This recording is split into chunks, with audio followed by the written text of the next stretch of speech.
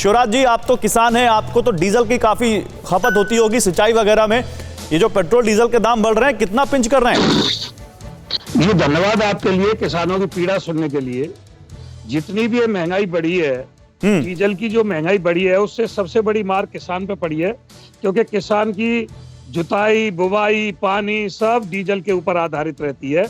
खाद महंगा हो गया, बिजली महंगी हो गई, घरेलू बिजली के बिल महंगे हो गए, ट्यूबवेल बिजली के बिल महंगे हो गए, यूरिया डीएपी के बिल बीज और पानी के रेट बढ़ गए, डीजल के रेट बढ़ गए। ये मतलब ये है कि और किसान की फसलों के दाम मिल नहीं पा रहे किसान को। और लॉकडाउन में जो सब्जी का और फल का किसान है, ये सबसे ज्यादा परेशान है। इधर गेहूं के किसान की अभी तक यूपी नहीं, सब्जी और फल का किसान परेशान है, इस पर मैं आपसे सहमत इसलिए नहीं हूं क्योंकि सब्जी और फल का किसान अगर परेशान है तो ये फिर 250 रुपए किलो सेब और ये 100-200 रुपए की 4 कीवी क्यों बिक रही है? फिर कहां जा रहा है पैसा? वो चीज मैं बता रहा हूं कि किसान के खेत से सब्जी और फल मार्केट में नहीं पहुंच पा रहे। मार्केट में बहुत कम पहुंच पा रहे हैं। जो चीज कम पहुंच पाएगी तो वो सप्लाई में महंगी होगी। किसान के फसल से आप टमाटर का, उनका घिया का, लौकी का सबका रेट देखोगे तो किसान के खेत पे तो किसान को तो उसकी कीमत भी नहीं मिल पा रही है।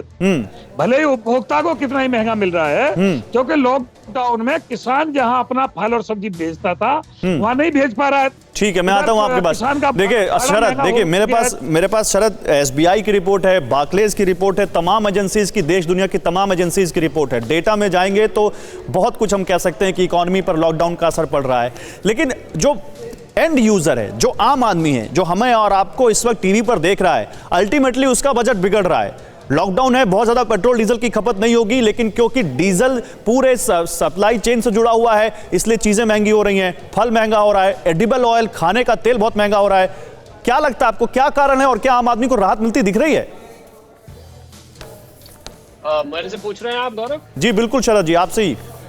जी हाँ, देखिए मैं तो अभी राजस्थान के किसी परिवार का एग्जाम्पल आया जहां पर परिवार में आजकल शादी ज्यादा लोग मिलके नहीं कर रहे हैं, परिवार के लोग ही करते हैं। उन्होंने कोई अपने रिश्तेदार नजदीक के बुलाया तो 1100 रुपए की परंपरा थी सगन देने की, तो वो 11 लीटर का एक पेट्रोल का टैंक भर के ले आए।